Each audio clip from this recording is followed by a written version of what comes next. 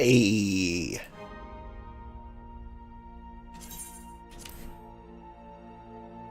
How are you doing today?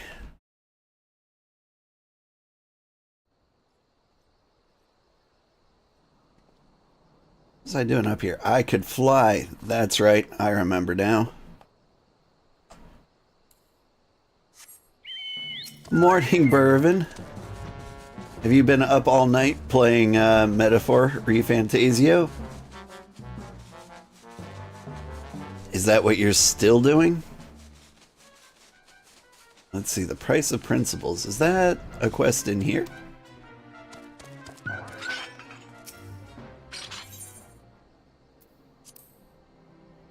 Yep, you are. Fun. Is it as good as you'd hoped?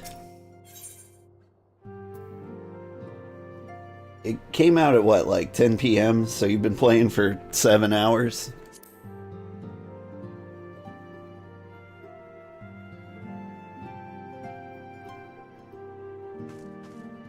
Anyway, good morning everybody, I'm Old Man Sugarheart. Today we're playing Final Fantasy XIV.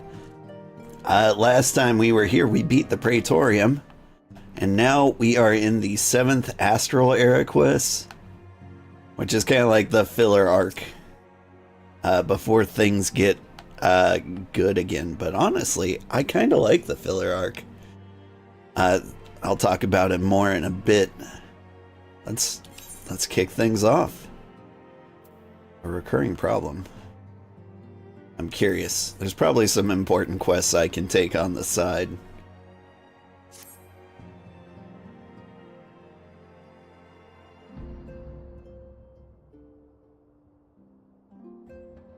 Huh? Old. It pleases me to see you well.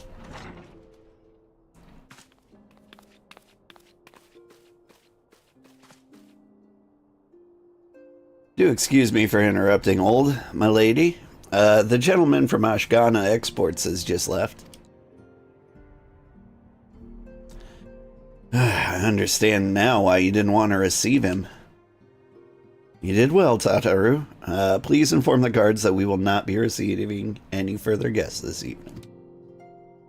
Thank you, my lady. Howdy. Ever since we defeated Gaius von Balsar and destroyed his ultimate weapon, the eyes of the world have followed our every move, scarce remembering to blink. Where once we worked in secret with precious few friends, all too many enemies, we're now besieged by benefactors, each one more eager than the last to offer his complete support. A true embarrassment of riches. Of course, every promise of patronage comes with a price. Some make their intentions known from the start, while others endeavor to engage us more subtly. Dress it how they will, the message is ever the same. We shall help you, but only if you help us. The gentleman Tataru spoke of was more brazen than most. In exchange for certain supplies, he would have us resolve a business dispute. Naturally, I refused him, as I have every merchant of his ilk. Alas, the Syndicate's overtures are not so easily rejected. When we formed the Scions of the Seventh Dawn, it was the goal of serving Eorzea, not the interest of individual Eorzeans. Our neutrality is fundamental to our cause. In my heart, I know this to be true, and yet, if accepting these offers of patronage could empower us to do greater good, might they not warrant greater consideration? Our Baldesian colleagues have been generous beyond measure, but we cannot expect them to. Forgive me. I did not mean to burden you, so yeah, you shouldn't. Yet, my urge to share this dilemma may not be wholly misguided. Might I impose upon you to consult the others? They're like to have their own opinions on the matter.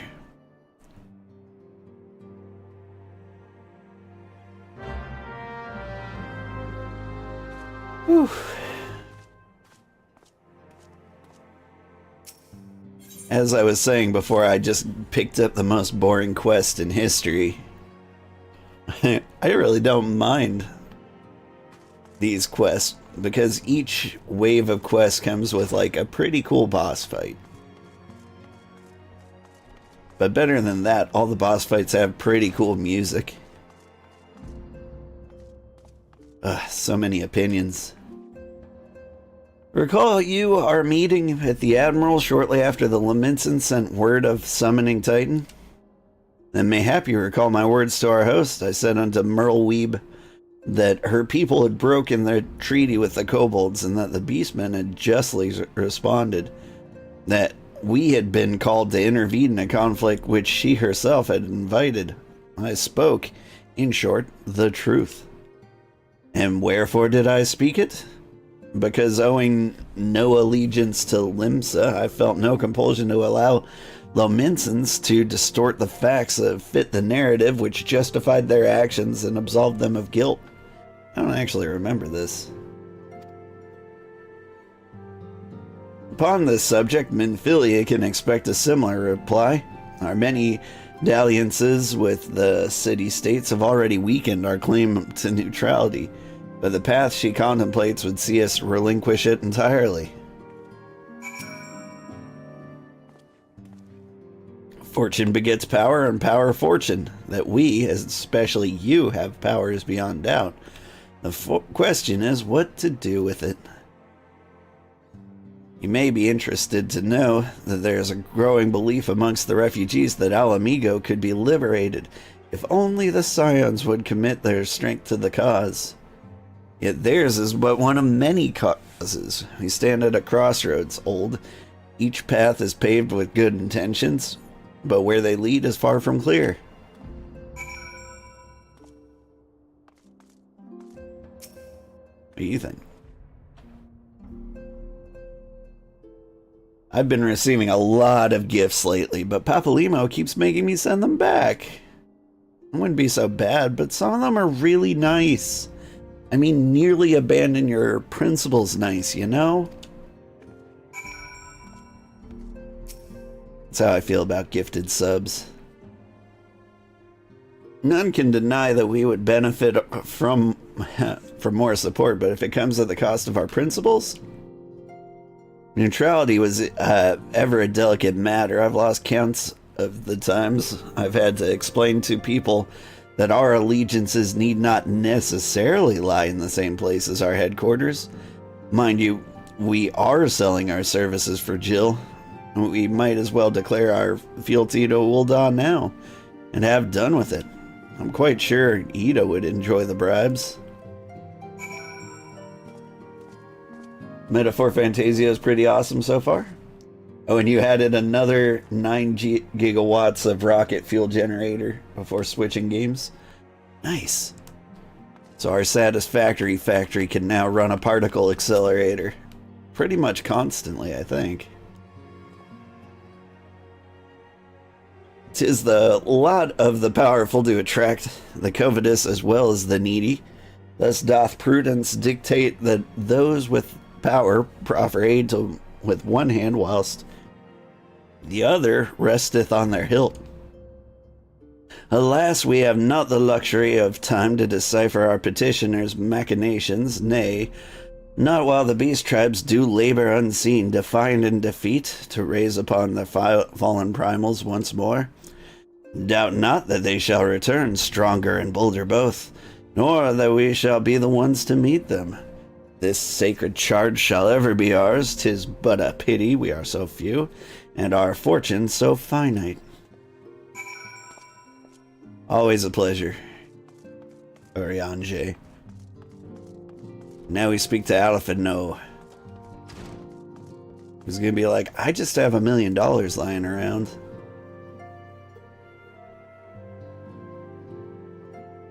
The situation is not wholly unexpected. I've given too much thought to our organization's future, though it would seem I have reached a different conclusion. Mayhap it's time I made my feelings known to the antecedent. Come along, old.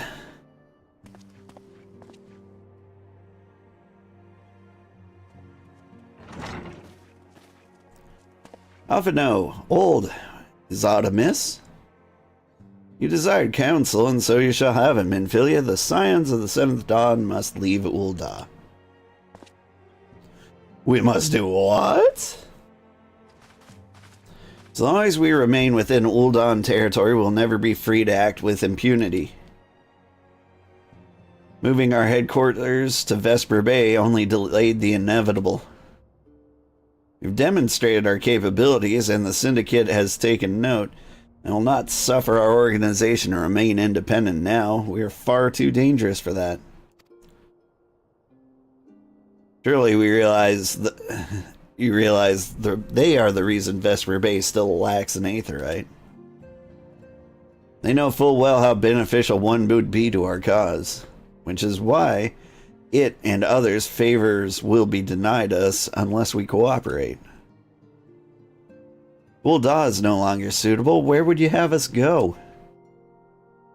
Experience has taught us that the appearance of neutrality is as important as reality. Accordingly, we must keep each of the great nations at arm's length and plant our banner in a place which all agree to be beyond their borders. Mordona.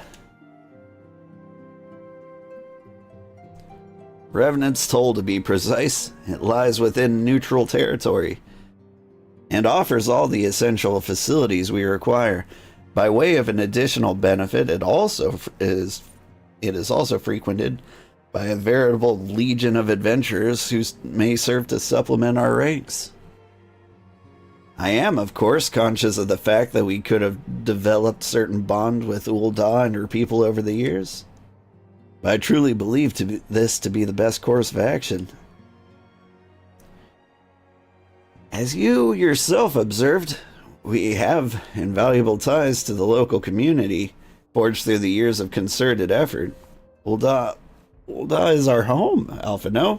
To cast aside everything we built to start anew in that desolate wasteland would be beyond reckless. The decision is yours to make, Antecedent. I ask only that you recall the shared purpose which first moved us to found the science of the Seventh Dawn, and which moved you to found the Path of the 12, ere that. We aspire to an ideal, you and I, just as my grandfather did. That makes us more than mere comrades in arms. We're as much a family as... That will be all, Alphino.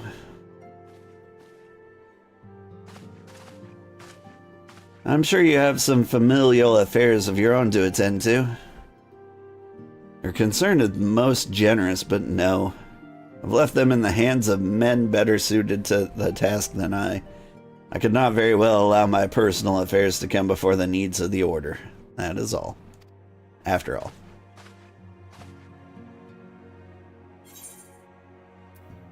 And I get a ring. I don't know what things I should value. Tenacity sounds right.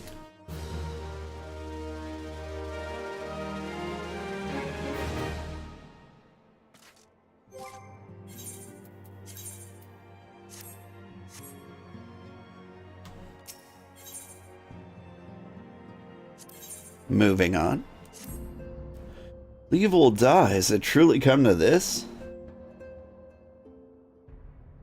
Huh?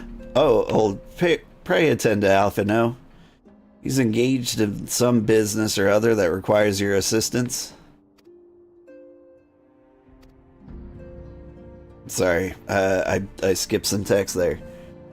Pray go hang out with him. Oh, and tell him he shall have my answer in due time.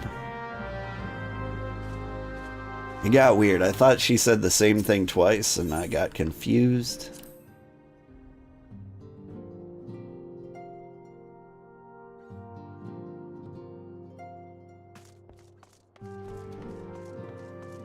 But the long and short of it was talk to Alphino.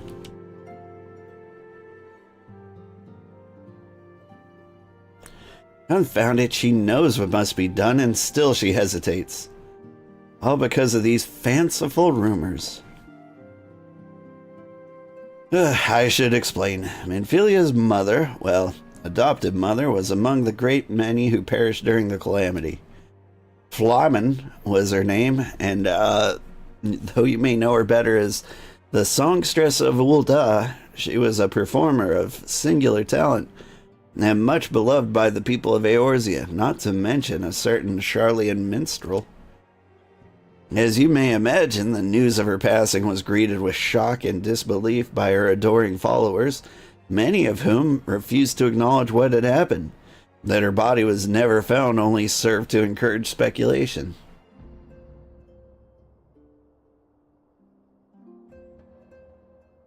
Amphilia, too, struggled at first to accept the truth, but Flamen's absence stretched from months to years.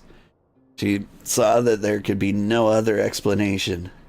Until recently, at any rate, for whatever reason, rumors have once again begun to circulate that Flamen is alive and well. One of our informants, Father Eliud, has sent word that a woman matching the songstress description has been seen of late at the seaside resort of Costa del Sol. If we could succeed in tracking her down, I have no doubt that any worries that now plague Menphilia's heart might be assuaged. I mean, to set forth for La Nosca at once. Let's reconvene there and inquire with Master Gegaruju as to the veracity of these rumors. Borrow his thesaurus while we're out there. I don't think you know enough words.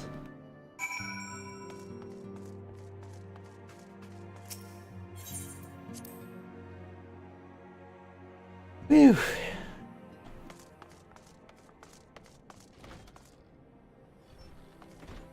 Alright. Let's see. Let me remember how to go to places.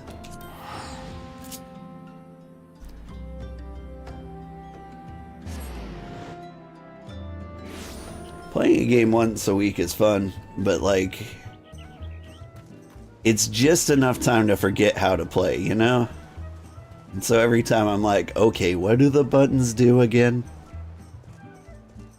Howdy, you've been here for 3 seconds and now you're absolutely in love with my voice already? Well, thank you. Boy, it's been absolutely flattering. People tell me I have a good voice.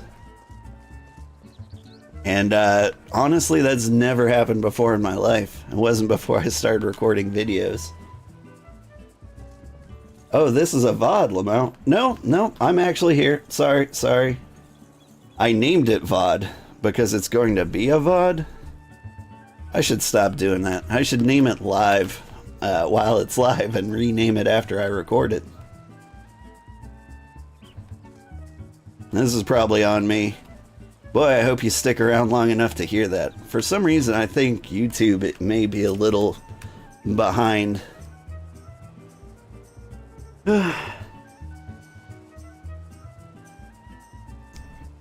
Oh, sweet siren of the sands, my Makode muse, why have you forsaken me? Titan's bane, I mean old. What brings you to my humble resort? Flamen? You mean to tell me the goddess made flesh who dwelt among us until so very recently was the songstress of Ul'dah? Egads, man, if I had known that, I would have chained her to my bedpost and never let her leave. Oh my god. Oh, for shame. To think that she now plies her trade for the riffraff off to the west or wherever she said she was going. It's a tragedy, I say, a tragedy. West, is it? Thank you, Master Gegaruju. Your information will serve us well. There. That said, there are any number of places she could be. I shall begin my search by the docks to see if any witnesses might have some knowledge to spare. I would be most appreciative if you could travel on to Wineport and do the same. You're a little behind, but you're still here. Yay! Thanks, Granddad. Oh, thank you for following, Snugbug. And thank you for the heart. And a heart from Archie Vale, too. That's right, I can fly now.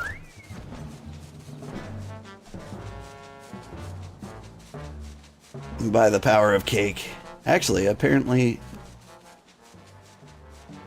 Okay, the cake makes her go forward. The cabbage makes her go up. The scientific principle in which all helicopters work. But how are you two doing today? Snugbug and Art. I called you Archie. I'm sorry about that, Aki. If you had a gill for every time someone called you Archie, you could buy a mansion. Yeah. I'm sorry.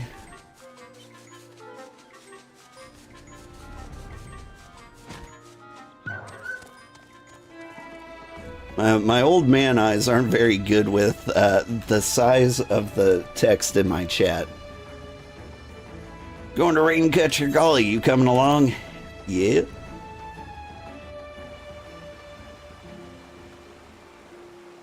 Got raided by a guy named Brockles the other day. And I thought it was an I, so I called him Brocchies. You know, put a little Italian spin on it. This is the wrong way. Oh, you don't mind it? You find it funny? Most people are pretty good sports about it.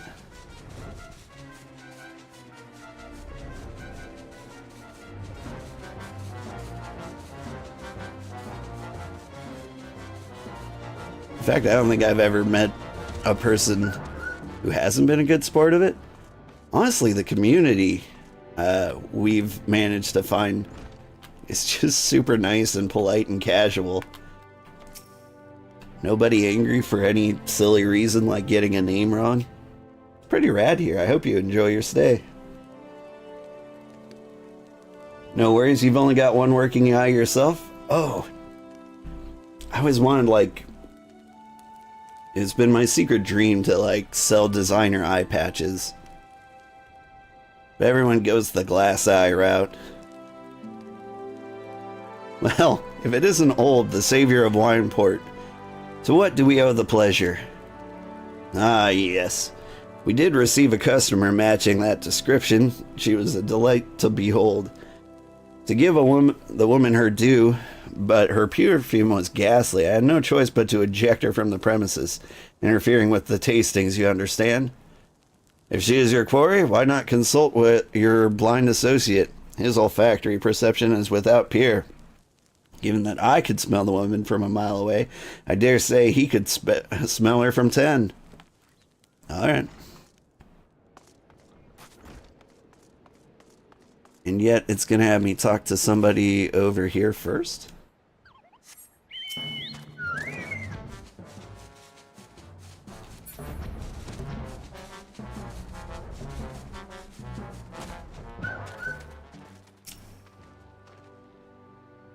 You want to know if I've seen a Makode lass by the name of Flamin? I wish. I haven't seen a lass of any description in far too bloody long.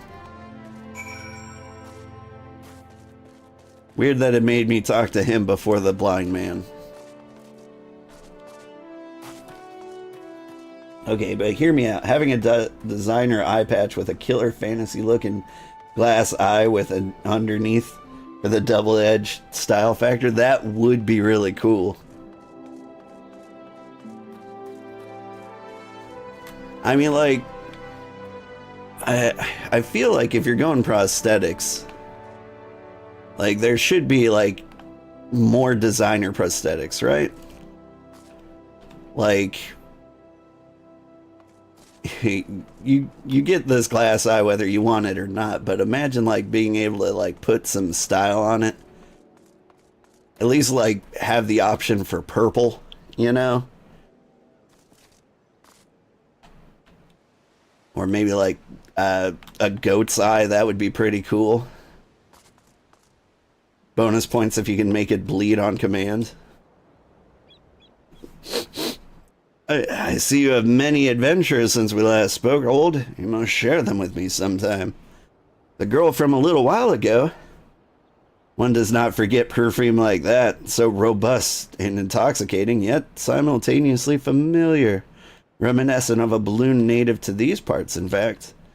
I said as much when we spoke. She complimented my powers of observation, and she asked where she might find some of the flowers. I told her to follow the road south into Raincatcher Gully and then head east after crossing the second bridge. The flowers, which grow in the shade of the cliff, have the strongest scent, you see. You make haste. If you make haste, you may find her yet there. That's terrifying and hilarious, right?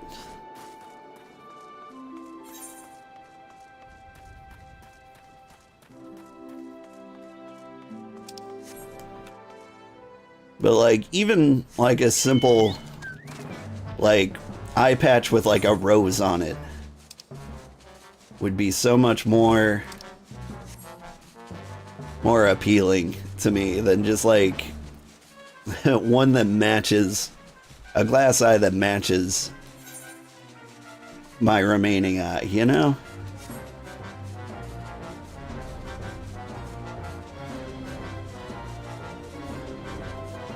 What brought you to this game, if you can ask? I had a weird dream. It came to me in a vision. But what? Let's see. How can I explain this? I'm a fan of like Yule log style videos. Like things I can just put on the TV to like pretend I have a fireplace. And like I've kind of moved on to like things like watching trains move through like Oslo, Norway. Just, you know, to have something going on in the background. And I was like, you know, I bet I could do this with Final Fantasy 14. And I could just make Final Fantasy 14 the movie. Like, play through the entire main story quest. And make the longest videos I possibly can and upload them to YouTube. So far, I've got three 12-hour videos of just me playing the main story quest. So, like, somebody can just put on my Final Fantasy 14 movie playlist and have like 36 hours of content that they can just leave on in the background. And I thought that would be fun. And if I can just do that 10 more times, I will have beaten the entire game.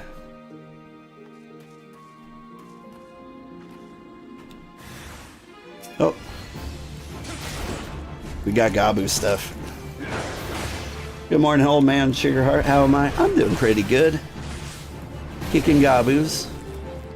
Hanging out with Flammins.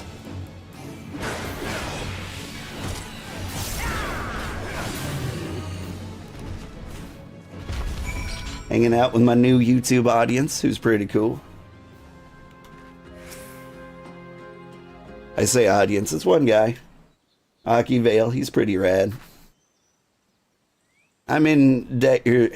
I'm in your debt, stranger. I did not realize my activities had aroused the Gobu's ire until it was too late. Their oils can be used to make perfume, you see, and I... Flamin? I don't... Who are you? Whom do you serve?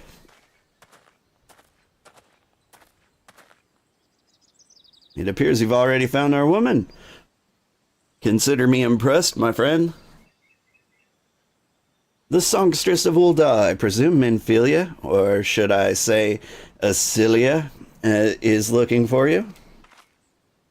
Asilia? You're the very picture of health, milady, yet the world thinks you're dead. I can only conclude this was by design. The question is, why?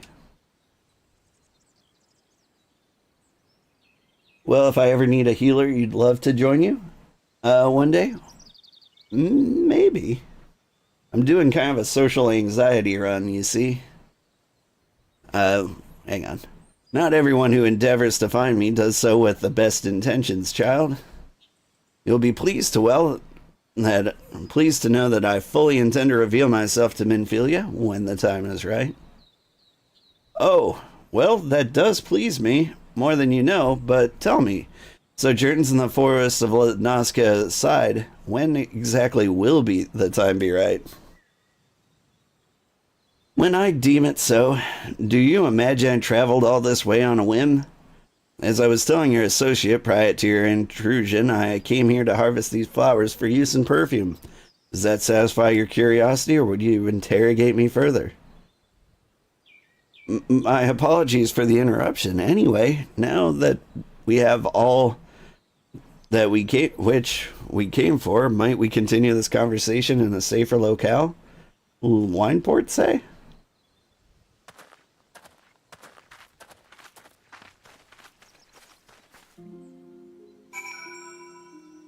Oh, that's what that means. No worries then. I mean, like, I'm not entirely opposed to it. The thing is, like, I've got kind of a unique opportunity to, like, really investigate, like, every dungeon and quest. And, like, I had this problem with Final Fantasy XIV before where, like, every time I would do a dungeon, I felt an intense need to study for, like, days at a time. Not days at a time, but, like, every time a dungeon came up, I wanted to make sure I knew how the mechanics worked before I even, like, queue up for it. Because I can't stand being the reason, like, somebody wasted 15 minutes. And so, in the past, like, I could never get very far in the game because, like, the quests would get a little more, or the dungeons would get a little more complicated. I needed to study a little more. And before you know it, it just felt like doing homework over and over again.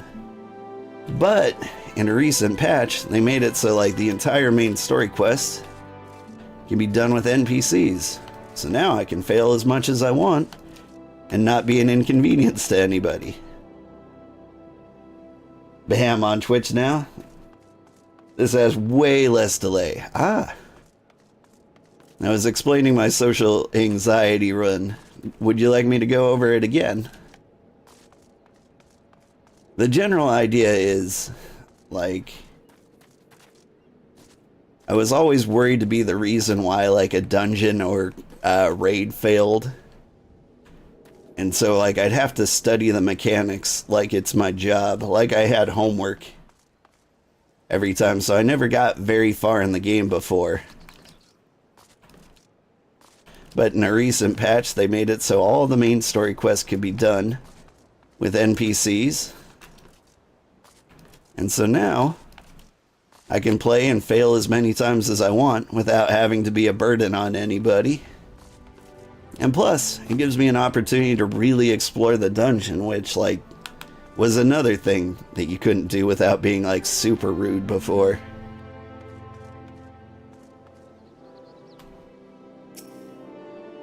Isn't that right, Alpha No? This is not at all how I envisioned it. I can scarce begin to imagine what emotions will go through Minfilia's heart when she reunites with her mother after all these years. Me neither. You go for healing.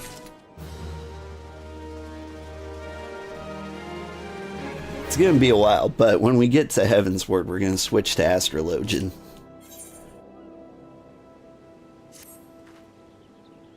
You say my daughter awaits us in Vesper Bay, yes? I've kept her waiting long enough. Let us be off on the next ferry. I can finish fashioning the perfume along the way. Understood. Come with me. It would be my pleasure to escort you to the Waking Sands.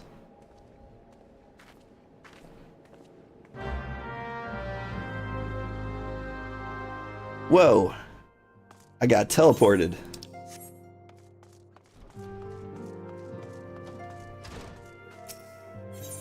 Presumptuous of the game to think that now I want to go to Vesper Bay.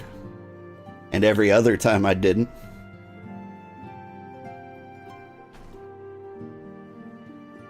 You will say that learning should be for the fun of it, not for the fear of it? Yeah. I know it's weird to play an MMO solo. But it's always been it's always been what I do.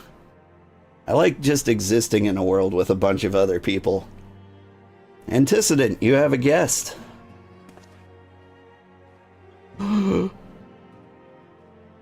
Lemon? Asilia.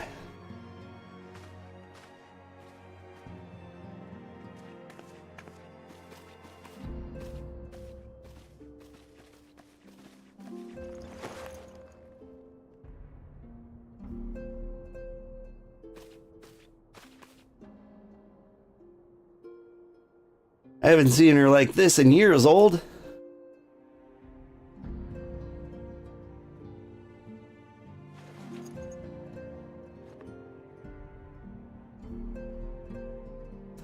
I never believed it when they told me you were dead, but what kept you away for so long? The Imperials came for me, as I always knew they would. And so I resolved to stay as far away from you as I could, lest their pursuit of me endanger you and our cause. I could think of no better way to grant you freedom to continue our work. And continue it you did, achieving things I would have never imagined possible. I followed your every success and celebrated in secret. I'm so proud of you, Asilia. I learned from the best. I have a gift for you.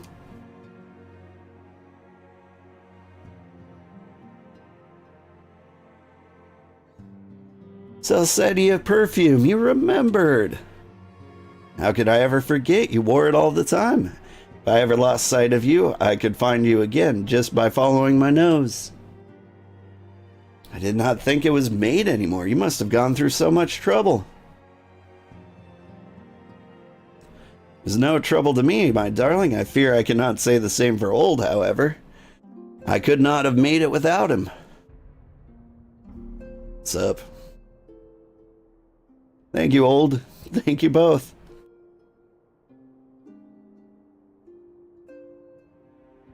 There's something else.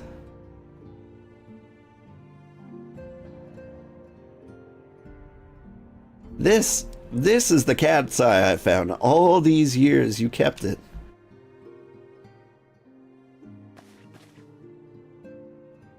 My father was a member of the Alamegan resistance. When I was a child, he brought me to Ul'dah. The accident which claimed his life happened shortly after our arrival. It was Laman who took care of me then. She raised me as her own, taught me everything I needed to know to survive. I'm no stranger to the facts of your history, yet I fear I have failed to grasp their implications. It is clear that there's much I do not know about you and your mother both. One of her first lessons to me concerned mining, and I was a very dedicated student. This cat's eye was the first stone I unearthed. Wasn't much, of course, but I was exceedingly proud to have found it nonetheless. Hey, thank you for the following, Bad Loodle. I promise I'll get to chat in a moment. So I gave it to Lyman as a gift. She said it was beautiful, but there I am at a loss. Why are you returning this to me? Is something amiss? No, Asilia, nothing is amiss. Quite the opposite. I need you to realize how far you've come and how much further you must still go. You and your allies have accomplished more than I could... Thank you for the follow, Aki Vale. You and your allies have accomplished more than I could ever have hoped. You have succeeded where I failed. You made me so proud that words fail me. But even as I marvel at the woman you've become and all the things you might have done, all the many things that you've done, I cannot help but think of that which you are yet to do and of all of what it may entail. Acelia, daughter, you cannot stay here anymore. You and the Scions must leave Ul'dah. Lemon. You built it once, Acelia. You can build it again, and this time we'll do it together.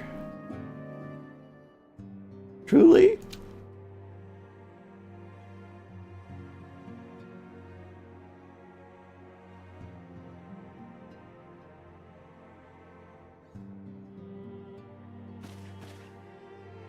Now, if know the time has come for the Scions to leave Vesper Bay. We shall establish a new headquarters in Revenant's Toll, as you proposed. Much work lies ahead of us. Inform our fellow Scions and send word to the students of Baldesion. Preparations begin at once.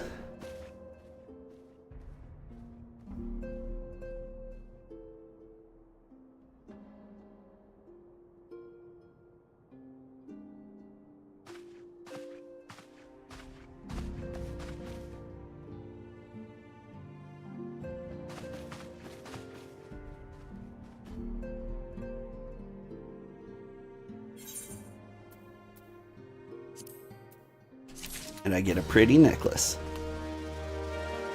Weirdest perspective, Final Fantasy is famously single player. It's fun just seeing your friends at the same time. Yeah, I enjoyed that. The last time I played with friends, I don't think we did any quests together whatsoever. Like, I'd just see them along the way. Let's see, I don't want to disturb, about to do your 5K, but you streamed a bit of Rhythm Doctor and I was extremely surprised at how fun it was. If you like rhythm games, that one is top tier. Okay, lurker mode activated. I am going to give you a quick shout out because that sounds like your first stream ever, if I'm not mistaken. And I would like to promote you a little bit. I wish I had like an easy shout button. But Kaizen Gammon TC for all those who aren't here.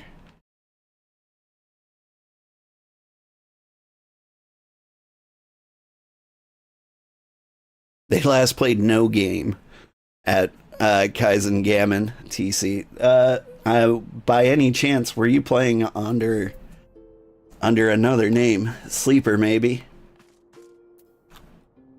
Please let me know when you get a chance, like, where I can find this stream of you playing Rhythm Doctor. I am very interested in it. Let's see. Oh, that reminds you to follow, too. Thank you for the follow again. If only Minfilia was a Makode like her mom-law. I honestly think, Minfilia is plenty hot the way she is. I mean, like, I understand the cat parts. But, yeah. Minfilia is probably the second hottest person in this game. Next to, like, Hilda with her gun. I'm also a big fan of, like, Femrogadins who are, like, 8 feet tall and full of muscle. You own a free company, but still tend to do things solo. When the free company was big, you always ran things together, and now you raid with 2 close friends? Nice. You just wanted to say hi, and you love my cute model. Hope your playthrough goes well. Oh, thank you. Let me try to pronounce that name. Malaga of 2? Malaga Ofto? Malagofto. Amen, brother, to that. A man of culture, I see. Femros have a soft spot in my heart. Oh, it was... I highly recommend playing this game as a Femro.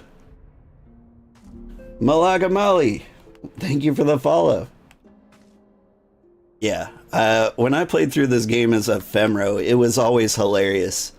I'd be in a cutscene and like, can I not stand on this desk? I was trying to get the perspective right. But there are just so many parts where, like, your head's, like, way up at the top of the screen and everyone you're talking to is looking up at you.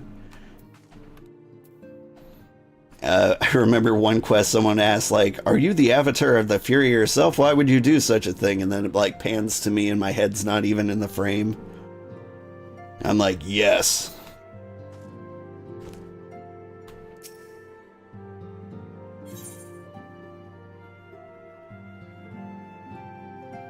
That's you all the time? Are you a giant person? Because, giant people are cool.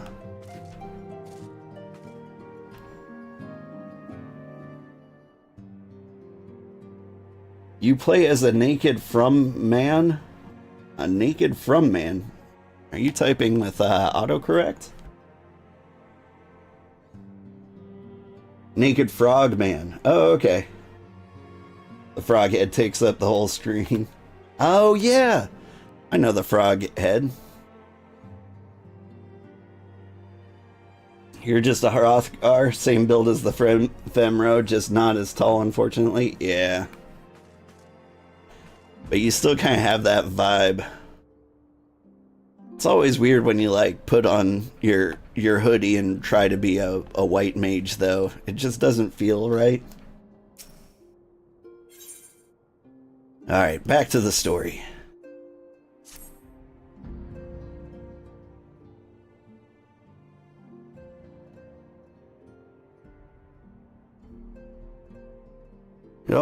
It is all well and good that we found ourselves a new home in Revenant's Toll. There's much to be done in so little time. Our first step is to secure the cooperation of the Adventurers Guild representatives there. Were it not for the Guild's considerable efforts, the original Camp Revenant's Toll would have never been established, much less in a more heavily fortified successor. However, with construction still ongoing and resources in short supply, it seems certain that the Guild will require something in return for their support. Sympathetic to our cause, though they may be. Whatever they ask, I shall not begrudge it. To be plain, we need them more than they need us. Without their assistance, such essential tasks as securing new facilities, cultivating relationships with local merchants, and recruiting adventurers would prove difficult, if not impossible. You need not concern yourself with such matters, antecedent.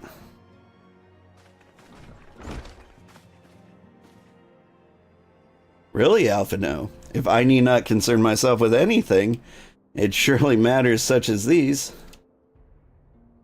Indirectly, perhaps, I submit that you might instead concern yourself with a different matter.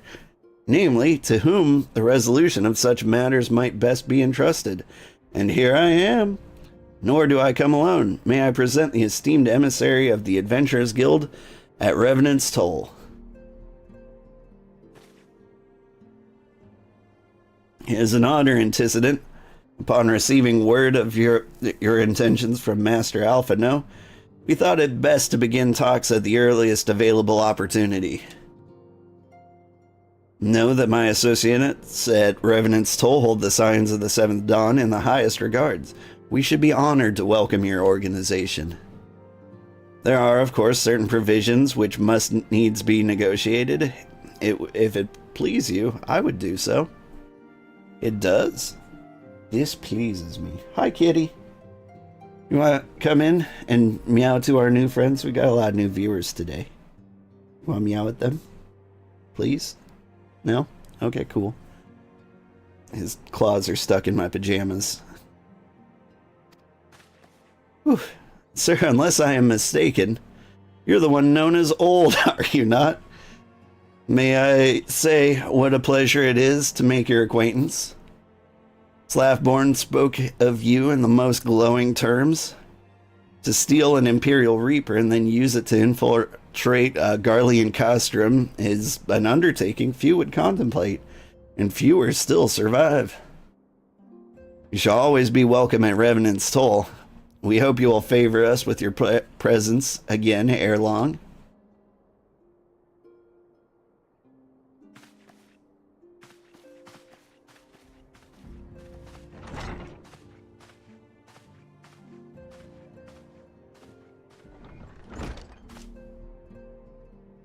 Well, well, it would seem your reputation precedes you, old. Mayhap I should dispatch you to Revenant's Toll with all haste, as first intended. But before that, I dare say you've earned yourself a rest. After all, you've traveled so far and there's so much you've done for us and for me. Genshin, thank you so much for the raid. Everybody, this is Kenshin. He plays a lot of chill games. What were you playing now? Once Human or Satisfactory? Or maybe the Call of the Wild Angler game? We will speak anon. Till then, take care.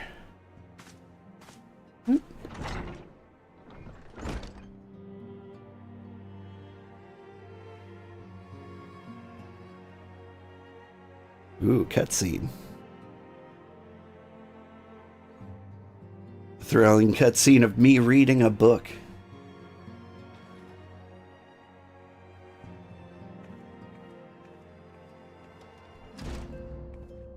Ah, old. Were you able to get some rest? I would ask you to come with me to the Solar. Alpha Node just returned, and it seemed there was something he would share with us. Yes, please. I hate books.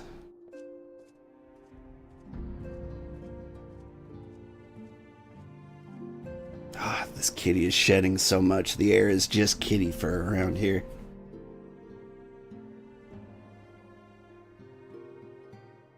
You're here. Good. I come bearing news. The negotiations are concluded. And? Our friends at the Adventurers Guild have agreed to furnish us with a new facilities and material support in exchange for our assistance in the ongoing defense and development of Revenant's Toll. The Science of the Seventh Dawn shall have a new home in Mordona, the Rising Stones. Whee! A bittersweet victory, if truth be told. I cannot deny that I had come to look forward to Tataru's tales of our many guests and their many, many demands. From the waking sands to the rising stones, passably poetic. That was your doing, wasn't it? Classic Urianger. I too have news to share. In the expectation of this momentous day, I personally informed the Alliance leaders of our plans, and they have each pledged their full support, General Raban included. Moreover, I have decided that the time is right for us to cast off the vestiges of our order's veil of secrecy and announce ourselves to the world. Are you sure that is wise, Antecedent? If anything, it's a mere formality. Our existence is quite possibly the worst kept secret in Eorzea. Yeah, I was gonna say. Let us affirm our identity, proclaim our achievements, and that all may know what the Science and of the Seventh Dawn stand for. Well, obvious risks apart, it would be nice to receive a little more recognition. And the people have a right to know who saved them. It is my hope that this gesture will encourage the people of Eorzea, to place their trust in us. I would reveal to them the true extent of our power, yes, but in doing so, I would show them that it is a power accountable to no one. And show them that it is a power accountable to no one and at once to all. That sounded weird. And what of us? We who felled primals and faced down the Empire? To you, my fellow scions, I would say this. Prepare for challenges which lie ahead, for they will be great indeed. Okay. Great, I say, yet no greater than us, and we will rise to them, as we have time and again, united as one. Woo!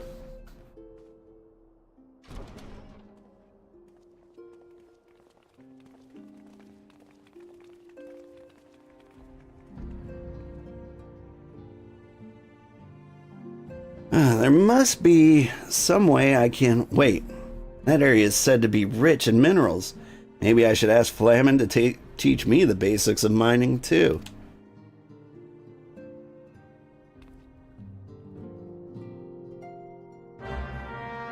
Whew.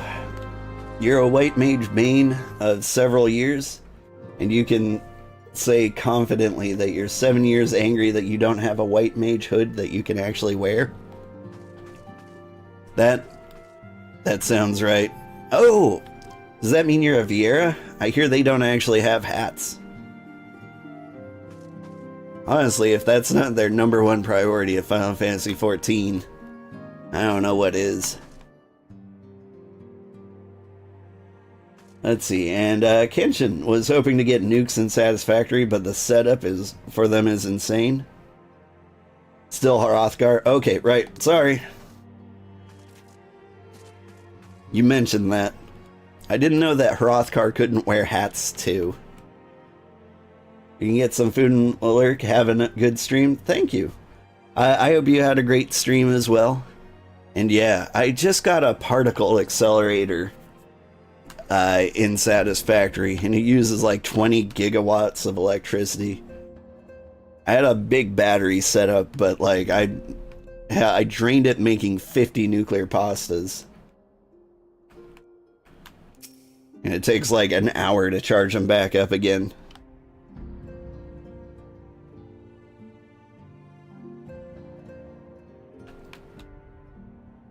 Hrothgar get even less hats since their heads are just completely different. That sounds about right. Do you ever wonder how he does it? Alphino, I mean. It was almost predictable that he should appear with the emissary of the Adventurers Guild mere moments after I had expressed the need to forge ties between our organizations. Truly, his sense of timing rivals even your own. Saying such mysteries aside, for the present, I have a task for you. I would like you to deliver these documents to Slaffborn. They concern our forthcoming move. Do take care on the road and represent us well, old. I'm off to Slaffborn.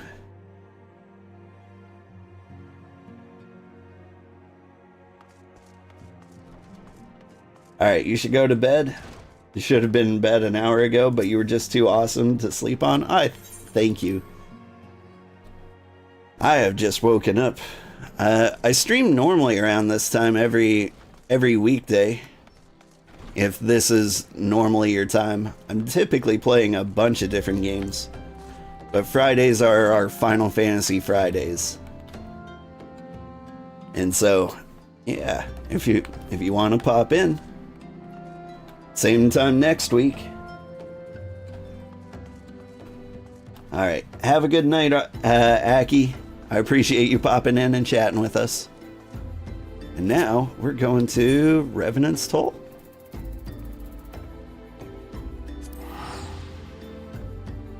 Oh dear, perhaps a reason to fix your sleep schedule? I mean, I haven't fixed mine. There's still a chance, like, the week beats me up so bad that I just straight up die. I'm gonna make Revenant's Toll my home point. The first time resetting it since I started. Already set as a home point. I didn't realize that. I was told to expect a Scion, but I didn't expect it to be you. It's been far too long, old. You have something for me, yes? A letter. Have a great morning then, thank you. Let's see now. Yes, everything does appear to be in order. You'll be staying with us for a while, yeah? Would that we had a dozen more like you. Since we don't, though, we'll just have to give you the work of a dozen men. Ha ha ha ha, I jest. Give me the healer hat, too.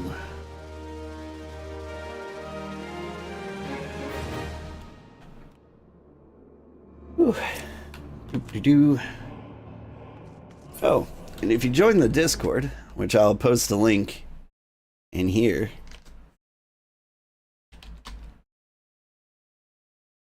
you can check out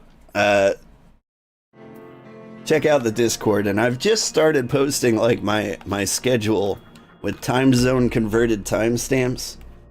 So no matter where you live in the world, you can actually see when I'm going to be on. Or at least when I intend to be on. Like I said, I'm rolling out of bed and then immediately starting streaming. It doesn't always go well. One of these days, this will be my full-time job. One of these days.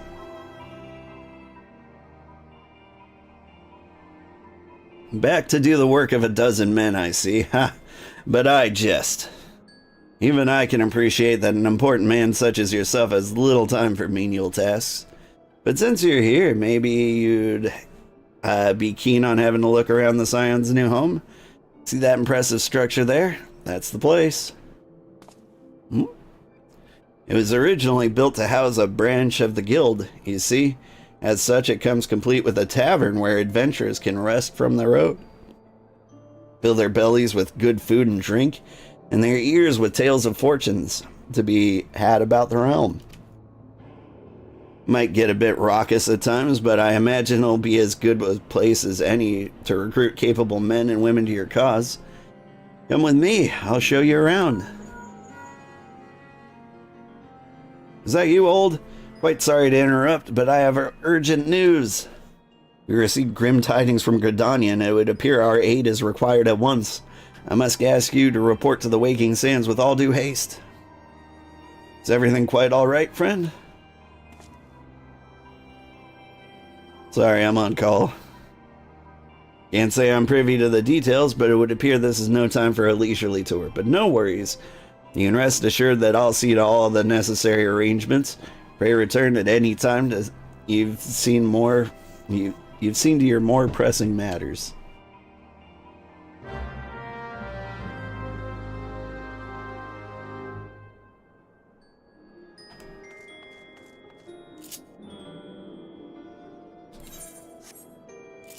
Hey, wait, Waking Sands, I've got something for this.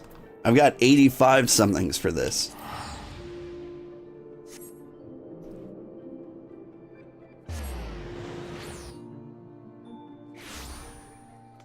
Boy, they just hand out those things. Like, usually when I play, I'm not, like, tied to the main story quest. And so, like, I'm doing all these blue quests around here, and I always run out of the Vesper Bay tickets. But now that I'm just tied directly to the main story quest, I can do whatever I want. A messenger from the Twin Adder came to the Waking Sands while you were, in Mordona. I wasn't privy to his conversation with the antecedent, but I did see the look on her face after she took his leave. Oh, hey kitty, you're back. It's not dinner time yet. Or breakfast, rather. A messenger from the Twin Adder came to the Waking Sands while you were in Mordona. I wasn't privy to his conversation with the antecedent, but I did see the look on her face after he took his leave. Something's definitely amiss. Could be the Ixal have summoned Garuda again? Or mayhap Imperial forces have been sighted within the Shroud. Oh, whatever it may be, I'm absolutely certain it's nothing you can't handle. Now go and ask the antecedent if there's anything you can do. Okay.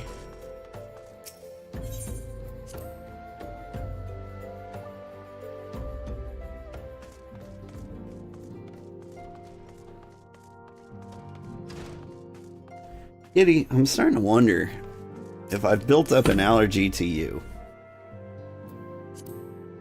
I find it difficult to breathe when you're around. It might just be the mouthful of shed hair, but my goodness. The congestion hit me like immediately when you showed up. I knew this day would come, yet I prayed it would not come so soon. We have reason to believe that another primal, or an enemy, an entity resembling one, has been summoned in Gridania.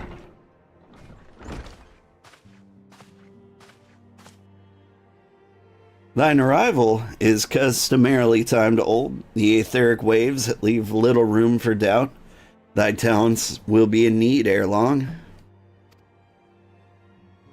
If there be truth in my suspicions, 'tis a familiar foe we face, though one quite unlike the Lady of the Vortex. We dare not draw conclusions without evidence, but as Urianger says, the readings bear a strong resemblance to ones observed more than 5 years ago. Though I'd hope the Moggles guard beyond such follies. Suffice it to say that this disturbance warrants a full investigation. Thy presence hath been requested by Commander Holu. He awaiteth thee in the Adder's Nest. Pray hasten to Gridania Old. Ida and Papalymo will rendezvous with you there. May you walk in the light of the crystal.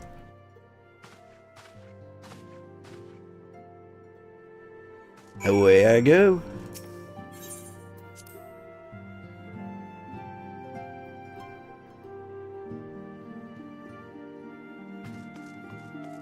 Is there a speedy way to get there?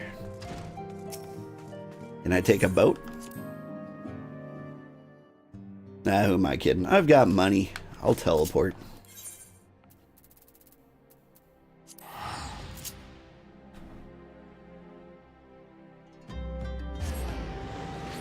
Whoop.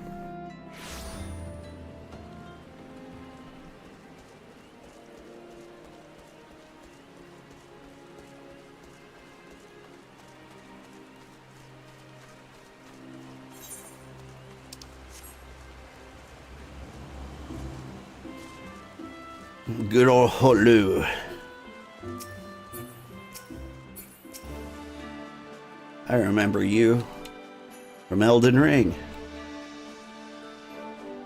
A pleasure to see you as always, Private Sugarheart. Thank you for coming so swiftly. I could think of no one more qualified to... Oh, but we're getting ahead of ourselves. Allow me to explain.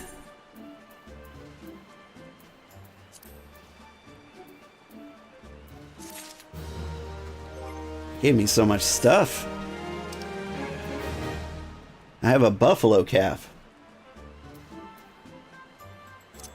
Yeah, I'll use that. Is this a minion?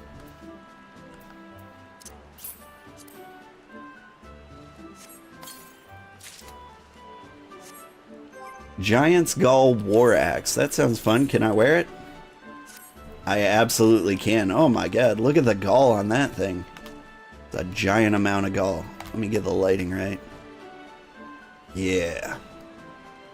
That seems very impressive compared to what I have been hauling around.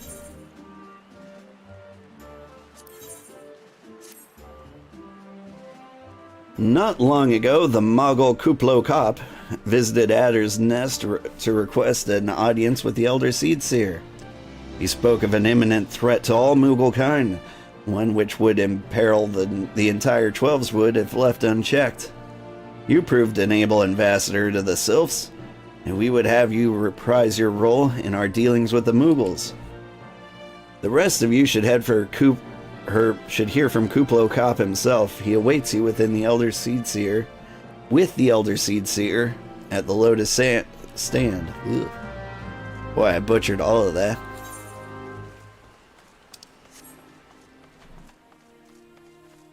I do love the Moogles. Mog was one of my favorite characters in Final Fantasy 14, or not 14,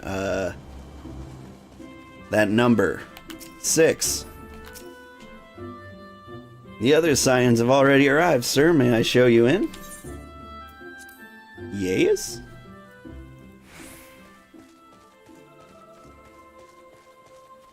I've got about half an hour. Do you think I can make it to Good King Mog by then?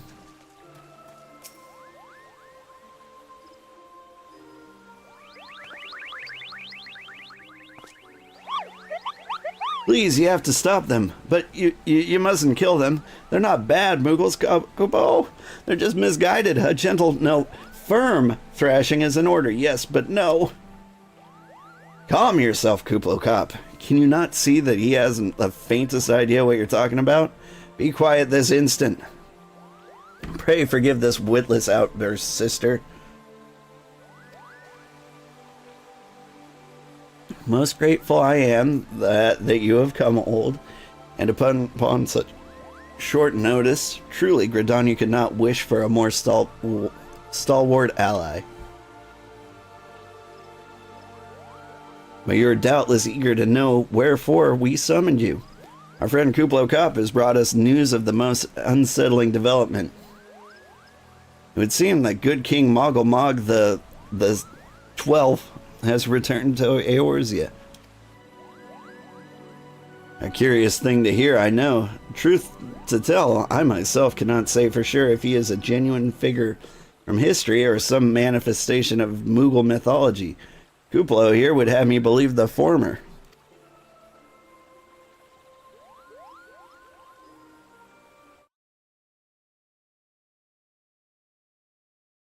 Hang on one second, I gotta ban somebody in chat.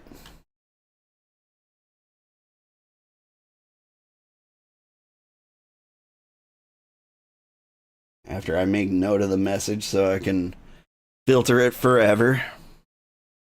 Nobody buys views.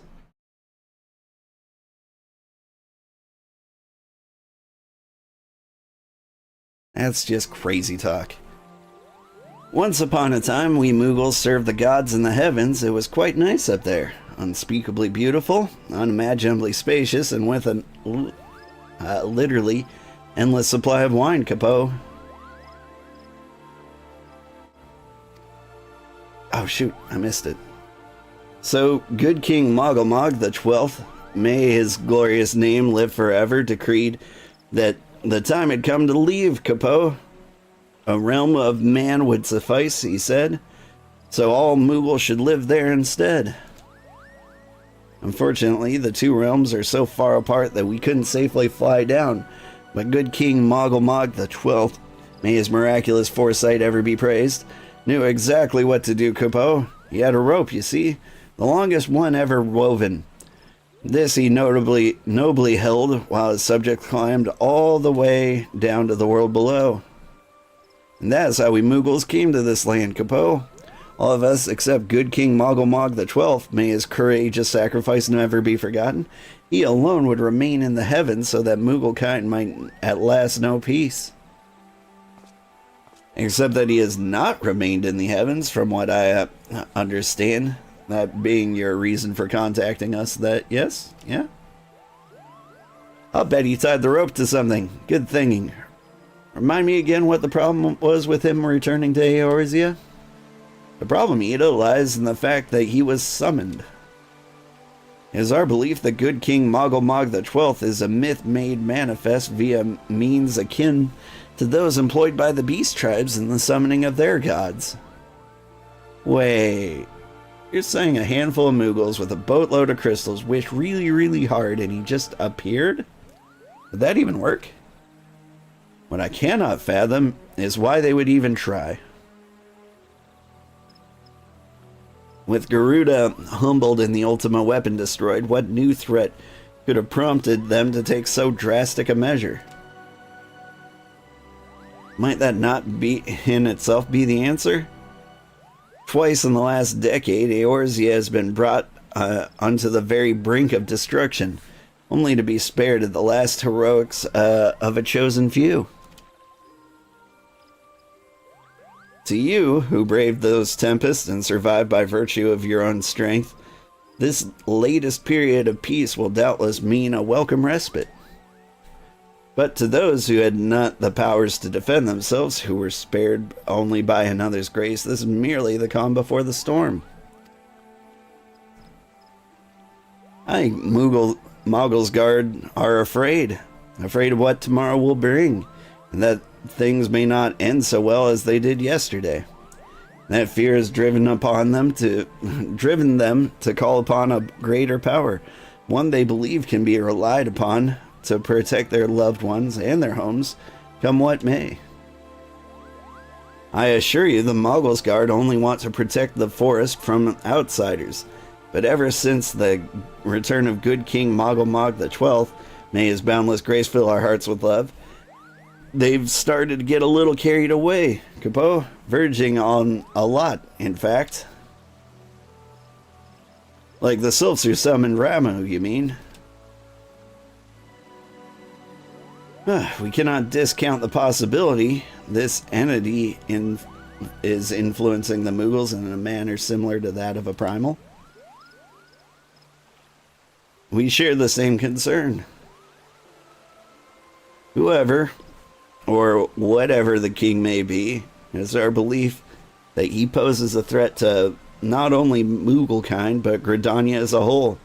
Thus do we beseech you, Old, confront good King Mog the 12th and drive him from our midst.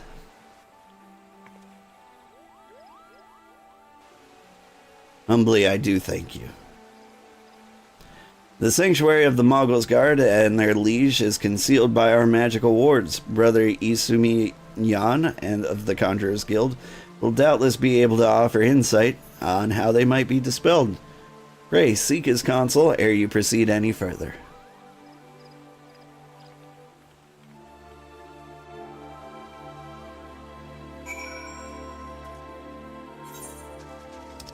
Whew, that was a work meeting.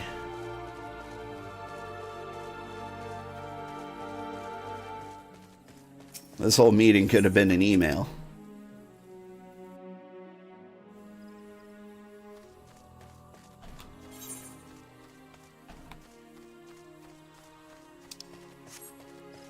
And down here.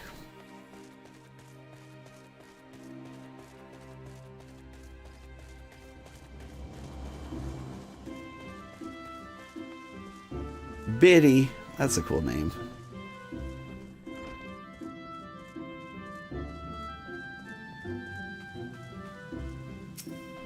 Hello. Welcome, Old. Welcome. Now you should be the one to face good King Mog the 12th is of great comfort to me and the elementals both. As I'm sure you know, the Mughals are not by their nature a warlike race, yet should the king be suffered to remain, it is like that his influence will bring about a change in them. Thus does it behoove us to defeat him quickly, before any lasting damage is done. Make whatever preparations you deem necessary and inform me when you're ready to seek the king.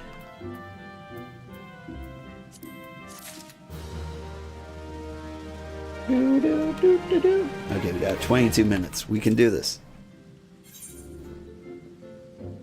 You have selected Regicide. The wards barring the access to the king's sanctuary can only be nullified through the use of enchanted keystones. The selfsame method employed 5 years ago when the king was first summoned to Eorzea. It was with great regret that we were forced to sanction the slaying of the guardians who then held the keystones, for none were in our possession at the time. By the grace of the elementals, however, we have been spared that burden on this occasion. Kuplo Kop confided in me that he had been entrusted with a set of keystones by the Mogul's Guard themselves, yet wishing not to betray their confidence, he begged me to find some other means of gain entry into the king's sanctum. Alas, I have been unable to do so and dare not labor any longer, for fear that Mughals might succumb to the corrupting influence of their liege lord. We must needs have Kuplo Kop's keystones, Old. Pray go to him and beg his assistance. He awaits you at Whetstone Pier. Impress upon him our great need, and I'm certain he will yield. Okay.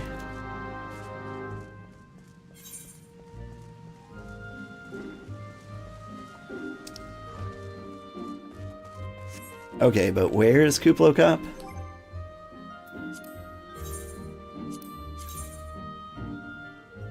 Okay, well, he's in town. Great. I could have noticed that by looking in the looking at the mini map. We'll just hustle on over there.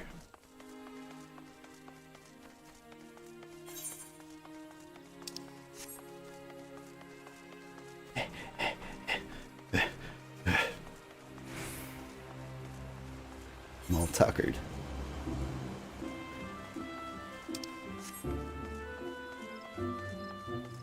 Or we could stop being stupid and teleport a little bit closer.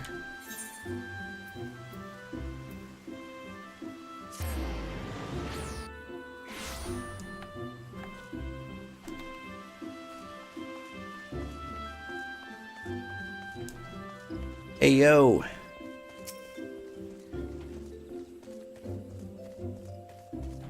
How we doing? So, how will you do it, Kupo? Oh, he told you about that. Well, if there's truly no other way, I'll do it, Kupo. Take the ferry to Sweet Bloom Pier. I'll go on ahead. To Sweet Bloom Pier?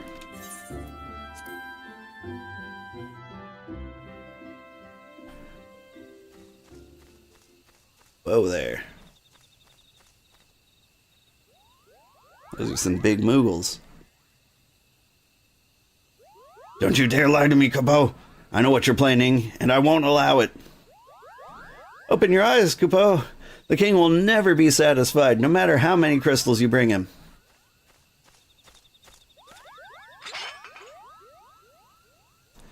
We offered you a choice, and this is how you're to repay us? By consorting with this here? Imperials, Gridanian sylphs, you're no different from the rest of them. Actually, you're worse, Kupo. Traitor to his kinsmoggles, he plots treason against the crown. Enough.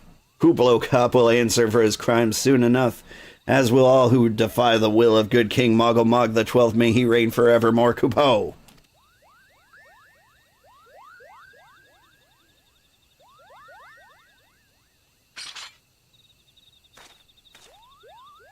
The king is planning to purge the 12's wood of his enemies, Kupo. We've got to stop him before it's too late.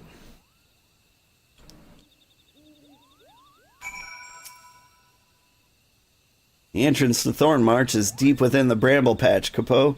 If you take me there, I can nullify the ward, but be warned, the Moogle's guard has set traps to lure enchanted beasts.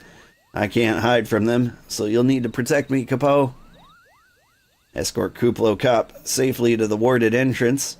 Should you fail to defend him or move too far away, I'll return to Sweet Bloom Pier, where you may rendezvous with him before trying again. Escort quest.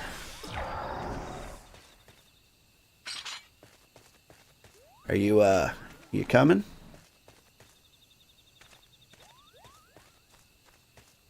Are you following me or am I following you?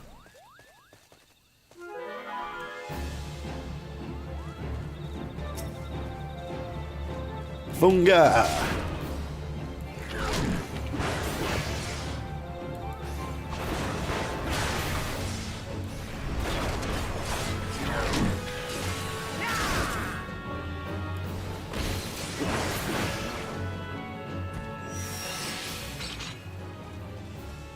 You're gonna...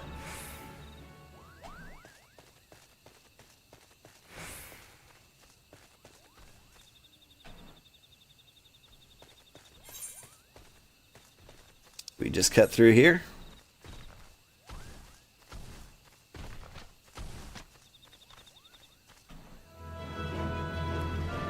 Where are they? Oh, there they are.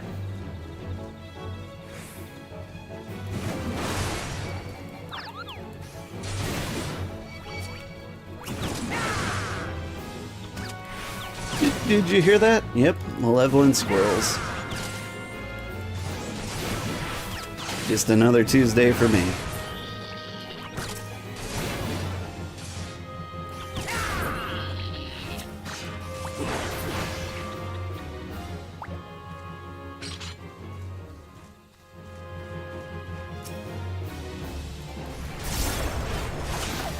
Followed by a Galago.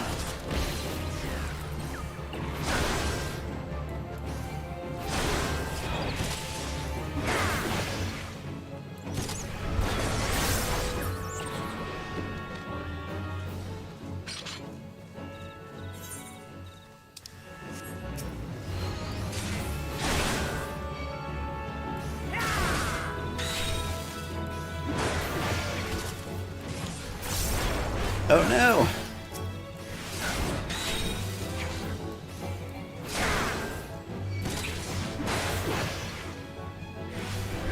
beating up my Moogle. He can't take this.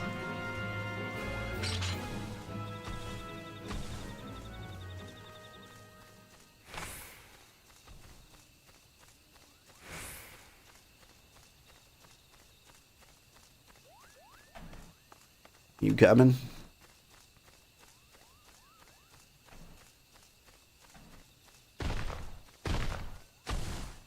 I guess more attacks right here.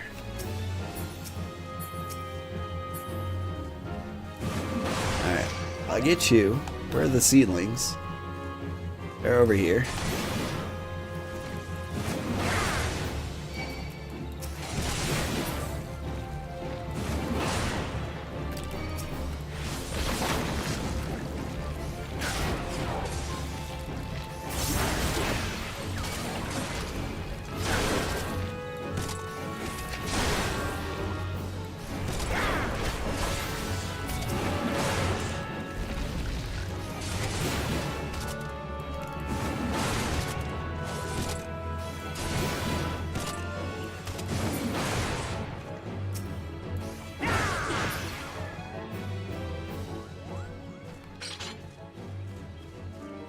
We made it.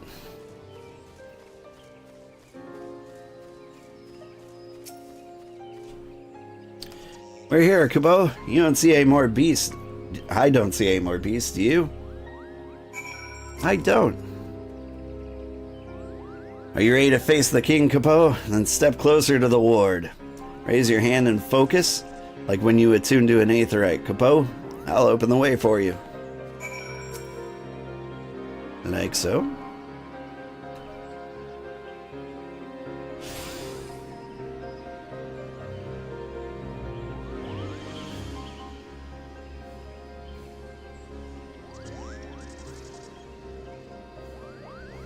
The rest is up to you, Kubo. Now go and teach those foolish Moogles a lesson and send the king back to whence he came.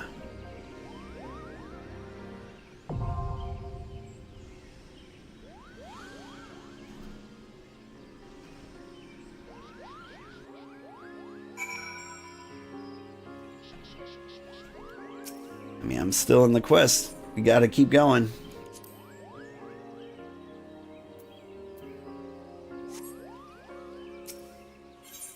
Can I join with NPCs? Is there something special? No. Stop it.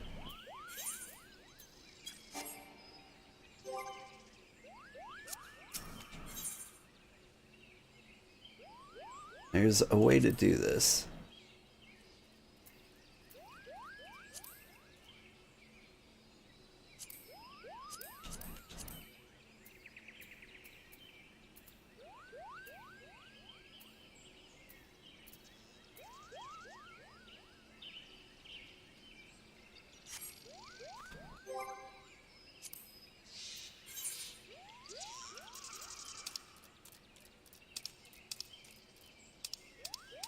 See, PvPs.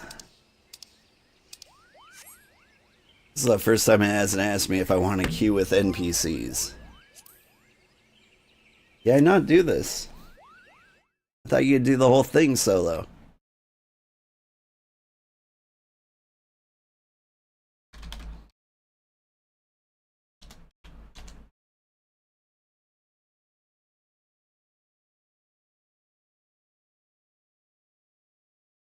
No, so you can't do this trial with the.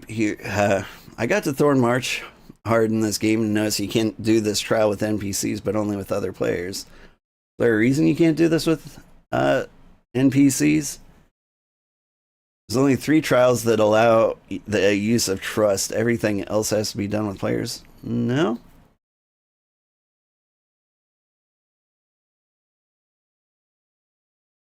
Thorn March and onwards. That's not true, right?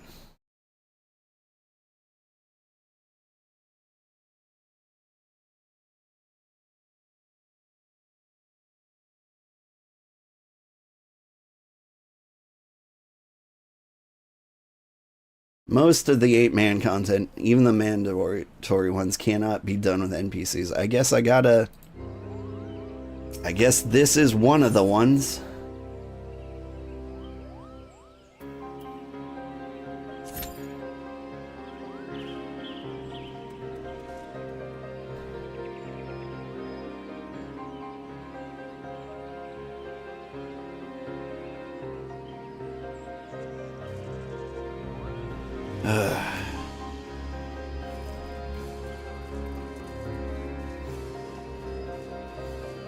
Yo, yo, good morning, Friday. Yeah, good morning to you too, Nathan Mom.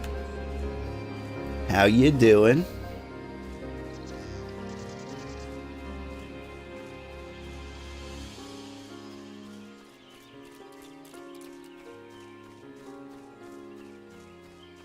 We're just waiting patiently to queue up for Thorn March.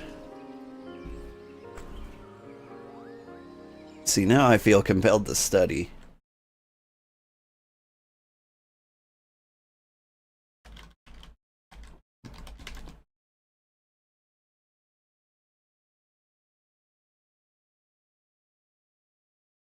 Let's see, wave 1.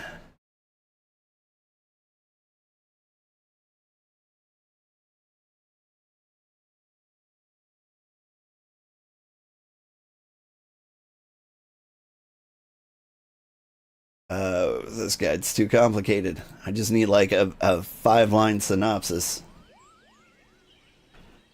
So Sleepy here, it's a Friday night. You don't really need to study for the casual trials.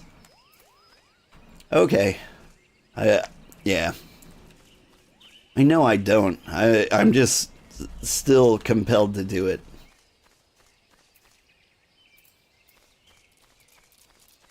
Like, I feel like there was a gimmick to this one. Like, you needed to kill them in a certain order.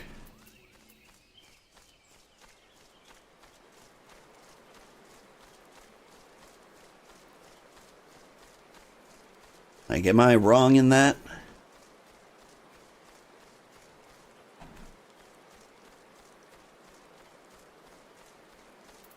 But yeah, this is why, like, I haven't been able to, like, fully commit to Final Fantasy 14 on my own.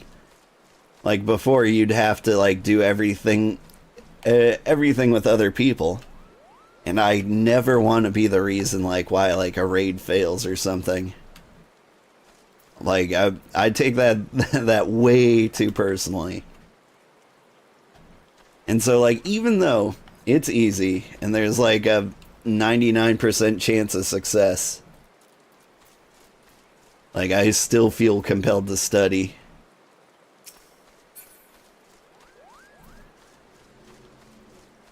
And I know it's silly, but that's how I do.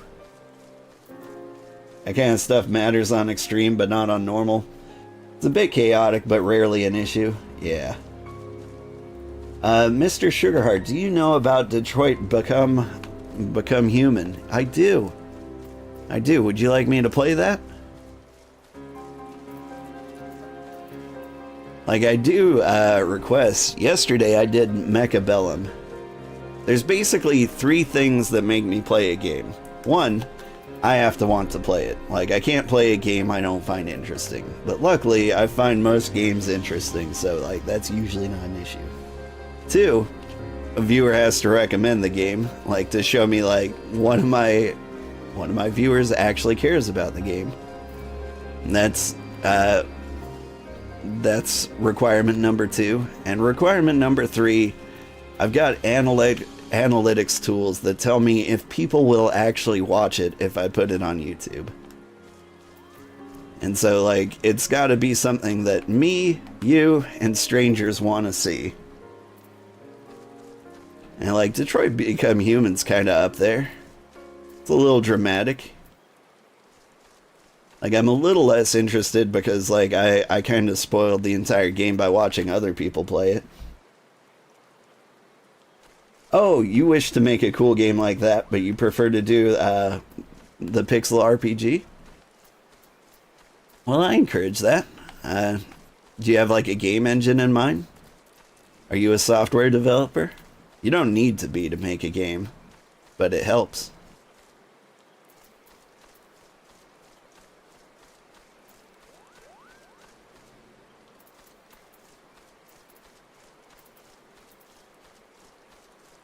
Jumping Jiggas.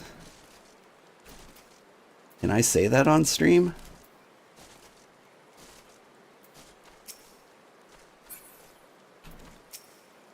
Can I pet them?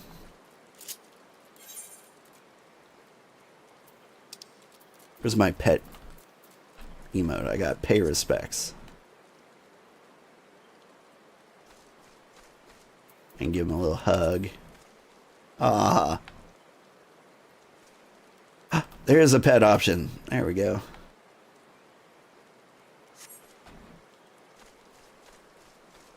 Oh, if I play the game, you'll be crying joy? Okay.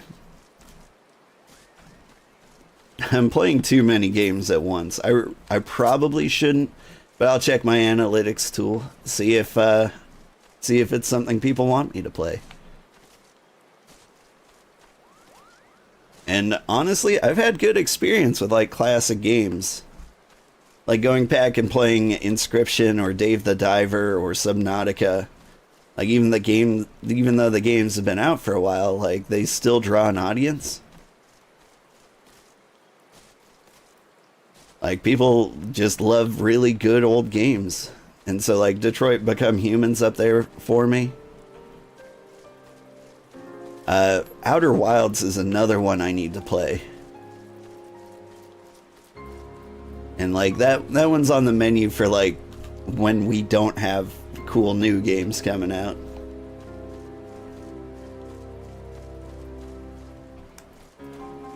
But really, what I need to do is finish up Satisfactory and Chef RPG. And that'll free up more time.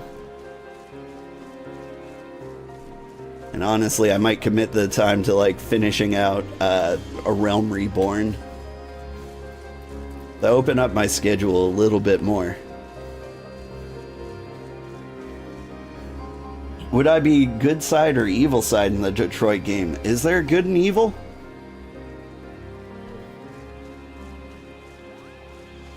I mean, I thought it was a little more philosophical than that. Like, what's really true? What's really real? Are robots people? Are people robots? That sort of thing.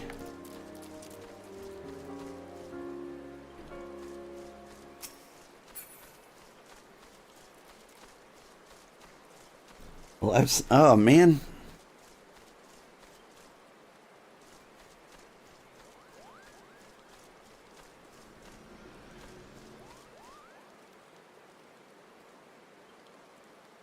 Average wait time 5 minutes, my butt. I need to get the kids to school.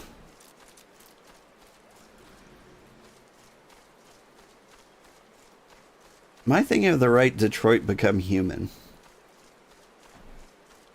Did they ever like make a sequel or something? I remember there being like a robot detective with his grizzled human partner as like one aspect of the story. Or you mean being a good robot for your boss or breaking the robot rules to do the right things? You'd join if you weren't at work? Yeah, that's fair.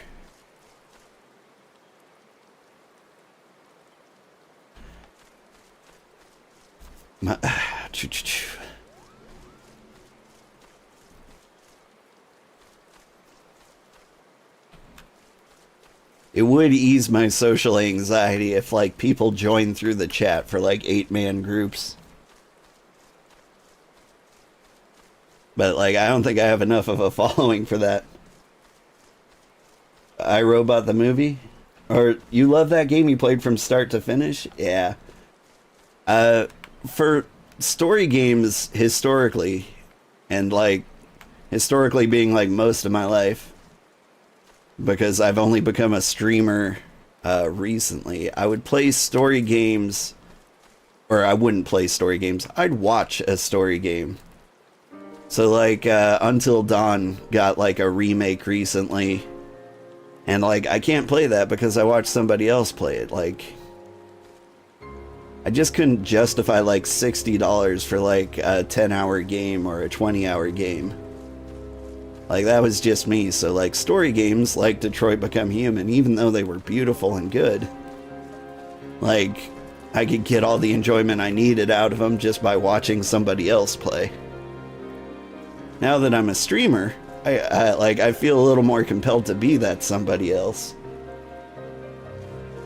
And so, like, I have played, like, a few, like, 8-hour games for, like, $60. Which normally I would not do.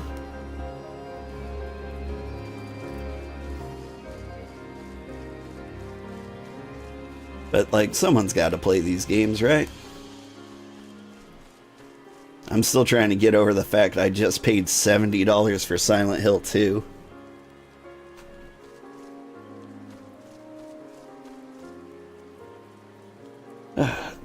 Zame, you tend to watch a lot of games, you know, that you won't have time to play. Well, find the ones that call to you and we will watch. Yeah.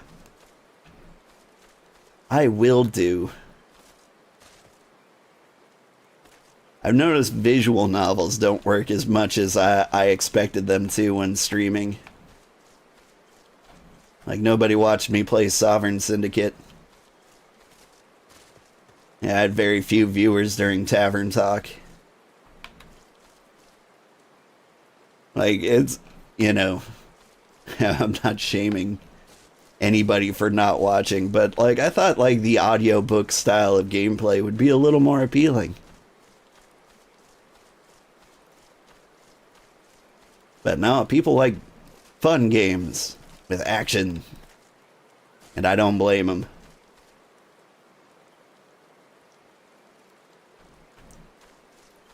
You love the details about future possibility things that the game are presenting, right?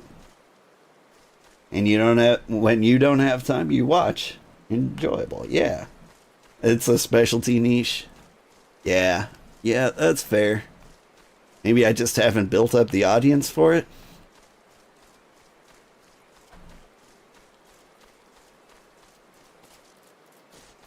There's like a trick to getting an audience for a game.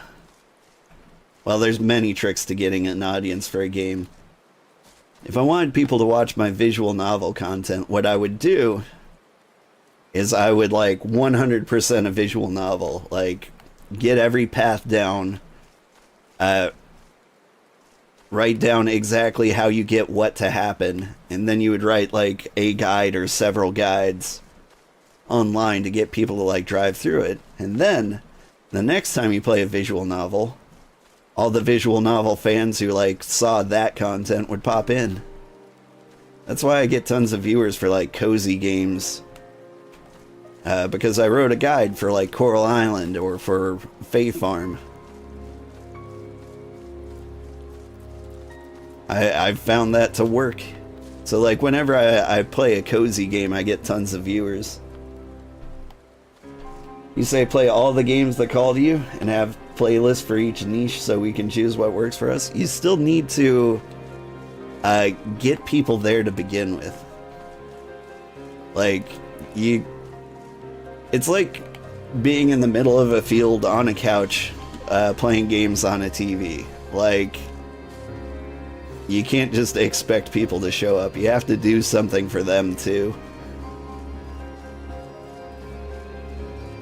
You are definitely cozy, true, right? So, like, you know, you gotta set out the plate of cookies. And say, like, free cookies. Like, you gotta bring people in somehow. Because there's a million people in this field playing a million different games on a million different couches. If you got, like, a sign that says, like, I will teach you how to beat this boss, like, that helps.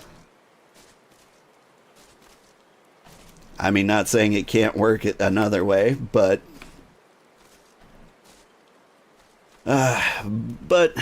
putting in a little extra effort makes it a little quicker.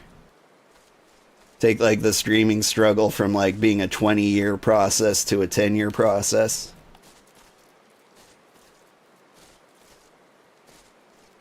It might interest you. I've been doing my analytics to see where I stand in like my dream of becoming a full-time streamer. And at my rate of growth, I am in the 90 to 95th percentile for like streamers after their first year. And so like I've gotten an A in content development. Granted, it's about 10 years before this becomes a full-time job. So like we're 1 year into it. We're in the initial growth phase where like I build like just a few super fans like you guys. I appreciate it. Yeah. Cozy games are satisfying too. Maybe you have a special buff for cozy games. I do have a special buff for cozy games. It's my wholesome streamer face.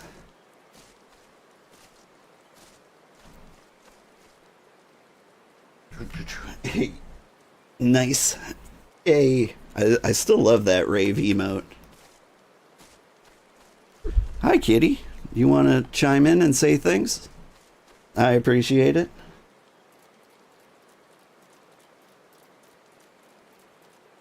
Things happen and boost in growth. It's always possible to cut a few years, yeah. What the growth rate is for a streamer is logarithmic. And right now, I'm in this weird phase where like the growth is there and it's happening, but like I haven't kicked into an exponential growth yet where it like just spikes up and flies at a ridiculous rate. Like we're getting close. Like I've currently had my best month ever of streaming. Like this month we made $100, which I am investing right back into the stream. I'm not sure how. Like lately I've just been buying a lot of new games and playing like 5 at once, which seems to have been working.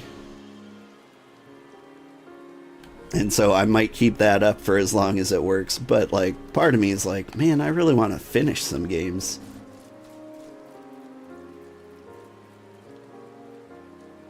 But yeah. Like I've got a lot of people watching on YouTube right now, which is very unusual. Normally, I'm streaming to people on Twitch and have like 0 viewers on YouTube. But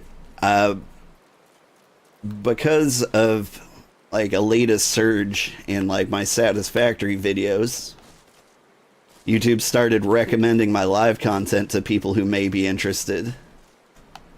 And so like it's become more of a 50-50 split.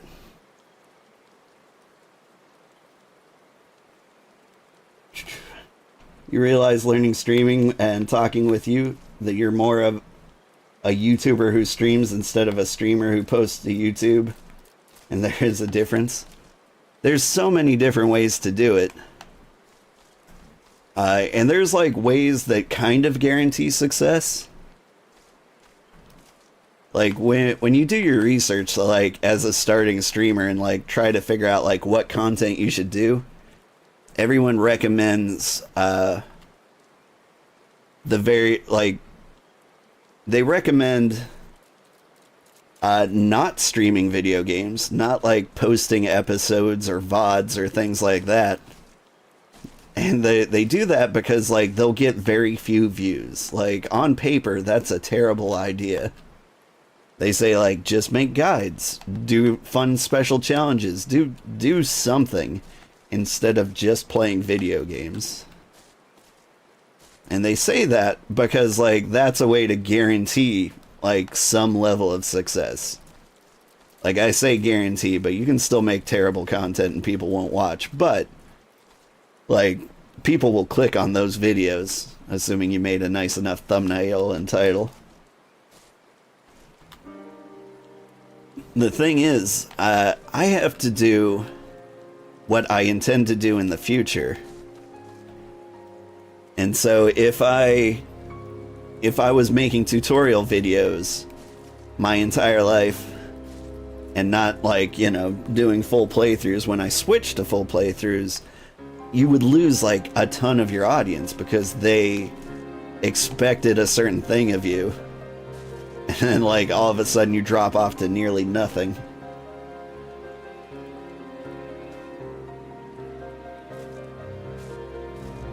You shed a lot of light you're confused about with this. I try to be.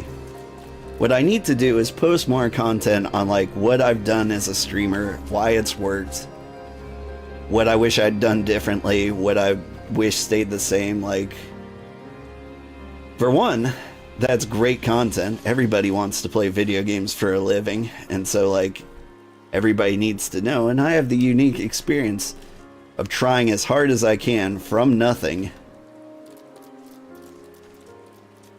to get where I am. Normally people like succeed as a YouTuber and then they make videos on like how to do these things. But like nobody like goes I've done this for a year and this is how it went. This is exactly how much money I made. This is where my views come from. This is what I was told to do, and this is what I did instead. Things like that.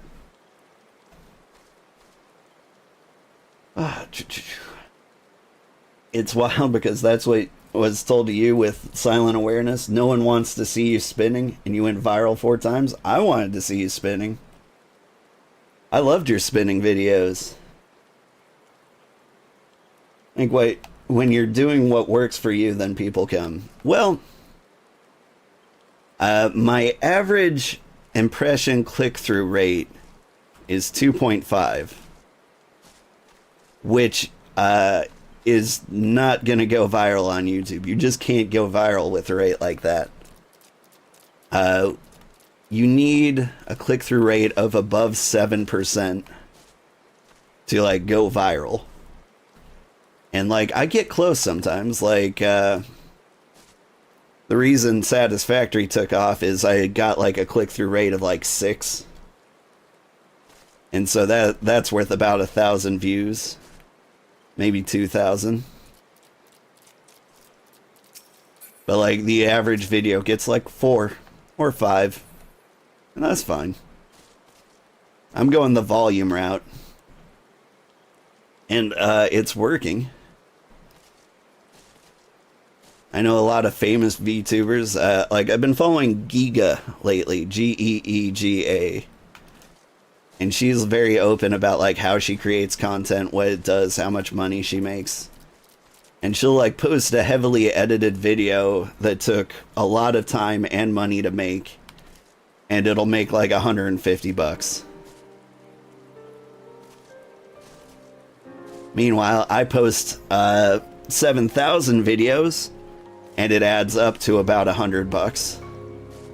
But I didn't put nearly in the amount of effort, time, or money that she puts in. And so, like, I'm going the quantity route rather than the quality route. I've got to put out quality videos too, but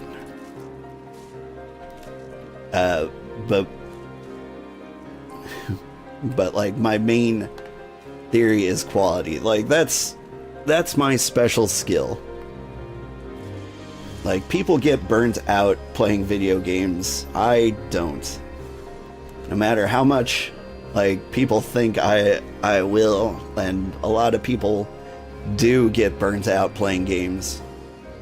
But, like, according to Steam Replay, even having very young children and a full-time job and other interests, I still put in 40 hours a week playing video games.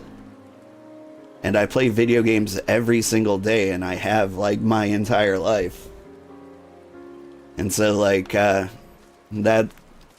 that's my strength. Like, I can play a wide variety of games and never get burned out. Like, I'm making that claim, and I'd love to see if, even I can get burnt out playing video games. I just don't think it's possible.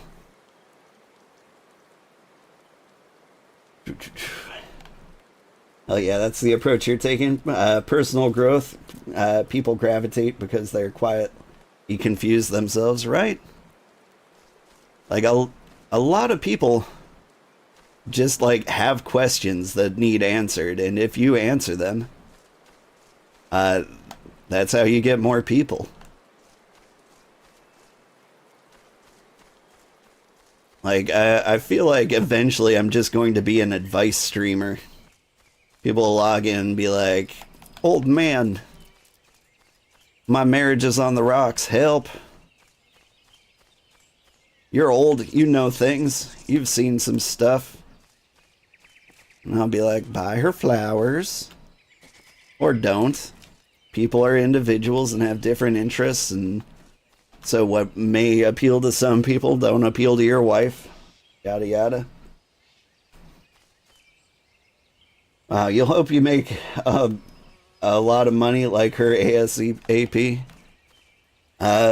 According to my projections, if I double my income every year from streaming, I will be able to quit my day job in 8 years. Basically, I'm working until I can hire myself as a full-time employee. Because right now, any money I make goes straight back into the stream. And we're going to keep doing that until the best thing I could possibly do for the stream is pay myself to stream. And so, like, I have to make a more compelling offer than my day job, which is currently, you know, enough to live on. Please do an Ask Old Man live streams. You know, everyone says, like, the just chatting category is the place to grow your audience. And, from what I've seen, it's true. Like, shoot, like I said, I was studying Giga, and she posted the metrics, like, why do you chat for 2 hours before you play games? And then she posted a graph that was like, here's me chatting for 2 hours, and her audience just keeps going up and up. And then, like, the point where she switches to, like, playing a game, and then it just, like, slowly goes back down. I'm like, oh, okay. You think Rhythm Doctor, you won't get burned out? See, I do get burned out on specific games. And I get burnt out fast. Like, the series of, like, micro burnouts. Like, this is probably the hugest endeavor that I'm willing to try. Because if I get... Ugh. I have to do a part 2 of this episode. I need to get my kids to school like 20 minutes ago.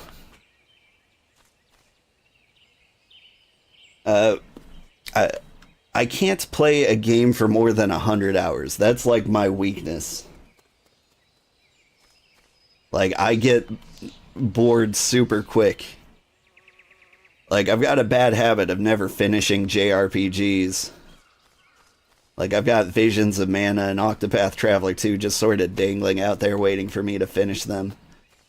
And I loved both of them, but, like, I'm like, I've got 40 more hours of exactly this? I need more different.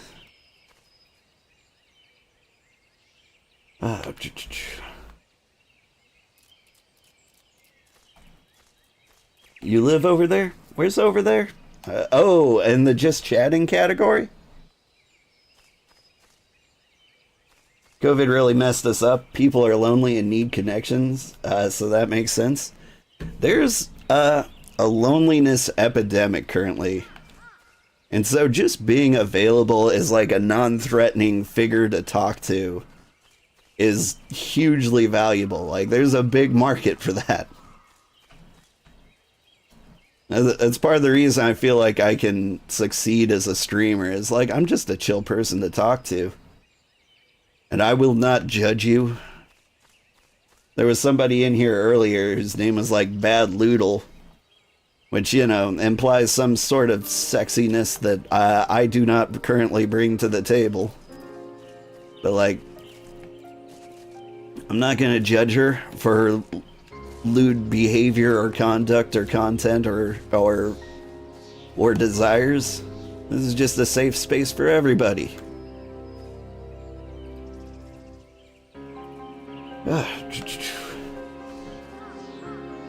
You understand that to the core. Get the kiddos to school. Yeah.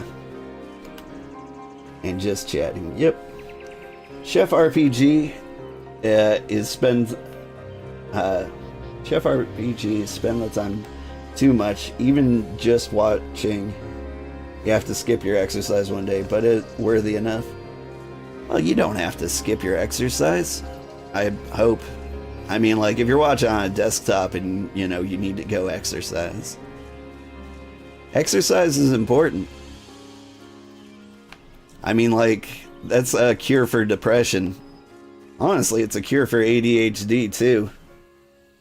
Like, I read about Adderall and, like, what it does to the brain, and I'm, like, trying to, like, figure out how to, like, get that in my life. Like, how can I trigger these chemical imbalances? And honestly, it's just like, go outside, exercise, enjoy sunlight, eat healthy. And I'm like, I don't want to do any of those things. You already skipped exercise? Yeah. It's alright to skip once in a while. You took a mental health day from exercise. That's fair too. Don't beat yourself up. Alright. I've been waiting in this queue for 30 minutes. The average wait time jumped up to 30 minutes. I am now the average person. I've got to get the kids to school. Thank you so much for watching. Join me next week for part 2, where I fight Good King Mog. This will give me good time for the research that I wasn't supposed to do. I gotta drop out of the duty finder before it throws me in something. Well, I'm doing my sign off. You're getting a Steam Deck to avoid that. Fair. You love his boss music? I love his boss music too. It's so sad. You imagine the morning queues suck? They do. Like, what can I do though? I've got a full-time job. Morning queues are all I have. Alright, stick around. Let's find somebody to raid. Let's see. We raided Elmira last week. She's doing just chatting. Sandra. Okay, perfect. We're raiding Sandra. She's got a cute avatar now. I think it's new. She's playing Final Fantasy 14. Oh my god, she's naked. Wait, no, she's steampunk. Enjoy!